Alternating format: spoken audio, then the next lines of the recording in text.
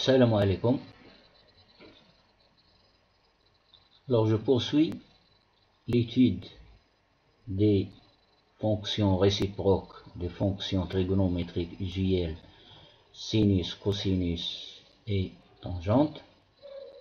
Alors cette deuxième vidéo concerne la fonction cosinus. Alors une petite étude de la fonction cosinus d'après son graphe. Le graphe de la fonction cosinus est celui-là, tracé en vert. C'est une fonction périodique de période de pi, etc., etc. Donc je vais me restreindre sur l'intervalle, sur un intervalle, là où la fonction cosinus est monotone. Alors je prends l'intervalle 0, 0,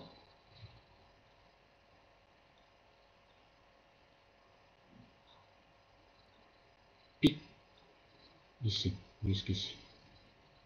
Là où il y a ici un minimum. Ici, il y a un maximum. 0, intervalle 0, pi. Alors, je fais la restriction de la fonction cosinus sur l'intervalle 0, pi. Alors, la fonction qui a x associé cosinus x, elle est définie et continue sur R tout entier. Voir le graphe, on a vu le graphe. Sa restriction à l'intervalle 0, pi, comme j'ai montré, 0, pi. Sa restriction à l'intervalle 0 pi est continue et strictement monotone, c'est-à-dire strictement décroissante. Donc, c'est une bijection de l'intervalle 0 pi sur l'intervalle moins 1, 1. Et sa bijection réciproque est la fonction que l'on note arc cos, définie de l'intervalle moins 1, 1 sur l'intervalle 0 pi par Px associé arc cosinus x, voir toujours le graphe. Alors la fonction arc cosinus, elle a les mêmes variations que la fonction cosinus sur l'intervalle 0 pi. Alors je passe maintenant sur l'intervalle 0, 0 pi.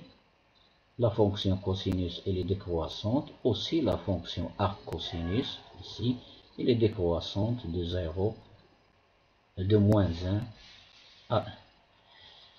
Alors ceci dit, je passe maintenant aux propriétés comme on a fait pour la fonction sinus. Alors la fonction cosinus, je l'ai restreint à l'intervalle 0 pi, donc de 0 pi à moins 1, 1, c'est-à-dire l'ensemble d'arrivées. Et la fonction arc cosinus, elle est définie de l'intervalle moins 1, 1 vers l'intervalle 0 pi. Donc, d'après la composition des applications que j'ai rappelé dans la vidéo précédente, ou bien dans l'étude précédente, alors la composée ici, qui va directement de l'intervalle 0 pi vers l'intervalle 0 pi, c'est la fonction arc cosinus rond cosinus. Arc cosinus rond cosinus. Alors je commence par la deuxième fonction. Arc cosinus rond cosinus.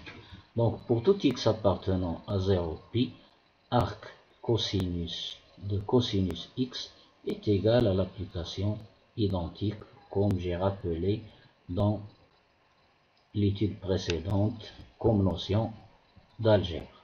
Alors de la même façon, ou bien de même, je vais maintenant je vais définir la fonction arc cosinus comme première fonction et comme deuxième fonction la fonction cosinus. Alors la fonction arc cosinus, elle est définie de l'intervalle moins 1, 1 vers l'intervalle 0 pi, et cosinus, elle est définie de 0 pi jusqu'à l'intervalle moins 1, 1. Donc la composée maintenant qui fait le départ de l'intervalle moins 1, 1 vers lui-même, c'est la fonction cosinus, je commence toujours par la deuxième, cosinus rond arc cosinus. Alors donc, pour tout x appartenant à l'intervalle moins 1, 1, cosinus de arc cosinus x égale aussi à x. Mais il faut faire bien attention à ces deux propriétés. La première propriété ici, son domaine d'utilisation, c'est le domaine 0 pi. Arc cosinus de cosinus x égale à x. Tandis que l'autre, la deuxième, c'est là, son domaine de définition, c'est l'intervalle moins 1, 1. Il faut faire bien attention avant de utiliser soit cette égalité, soit cette égalité. Je passe maintenant à la deuxième propriété, comme j'ai déjà fait pour les sinus. Alors soit x et y d'un nombre réel quelconque. Alors l'écriture y égale à arc cosinus x équivaut à x égale cosinus y, avec x appartient à l'intervalle moins 1, 1 et y appartient à l'intervalle 0, pi. Je fais deux petits tableaux qui sont équivalents. Je passe de l'un à l'autre. Alors, pour les fonctions usuelles que vous connaissez, 0, pi sur 6, pi sur 4, pi sur 3, pi sur 2, le cosinus ici égale cosinus de 0 égale à 1, cosinus de pi sur 6 égale à racine carrée de 3 sur 2, cosinus de pi sur 4 égale à racine carrée de 2 sur 2, cosinus de pi sur 3 égale à 1 demi, et cosinus de pi sur 2 égale à 0. J'ai pris seulement les arcs trigonométriques usuels que l'on utilise toujours. Alors, ce qui équivaut pour l'arc cosinus, alors j'inverse. Alors, ce qui est en bas devient en haut, et ce qui est en haut devient en bas. Donc, si x égale à 1, arc cosinus de 1 égale à 0. Si x égale à racine carrée de 3 sur 2, arc cosinus de racine carrée de 3 sur 2 égale à pi sur 6, et ainsi de suite. Quatrième et dernière propriété, c'est la dérivée.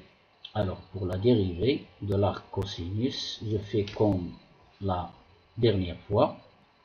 Alors, pour tout y appartenant à 0 pi, arc cosinus de cosinus y égale à y, c'est-à-dire la composée de arc cosinus avec cosinus, et je fais l'image de y, d'après cette propriété, je dérive, je fais la dérivation, et vous allez voir que arc cosinus prime de x est égal à moins 1 sur racine carrée de 1 moins x carré. Donc pour tout x appartenant à l'intervalle moins 1, 1 ouvert cette fois-ci, pour que la dérivée soit définie, alors le moins 1 et le 1, il annule ici le dénominateur, donc je les exclus de l'intervalle. Donc l'intervalle ici c'est ouvert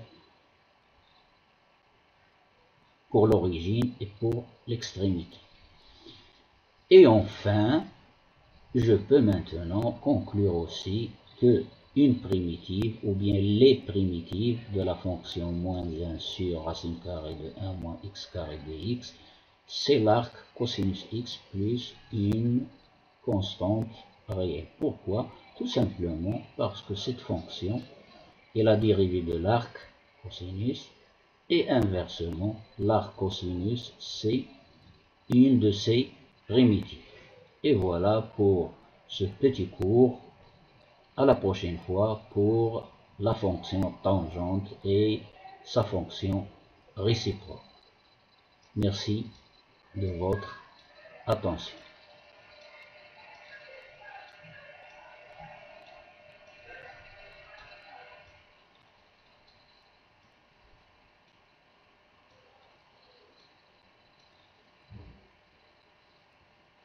إلى اللقاء.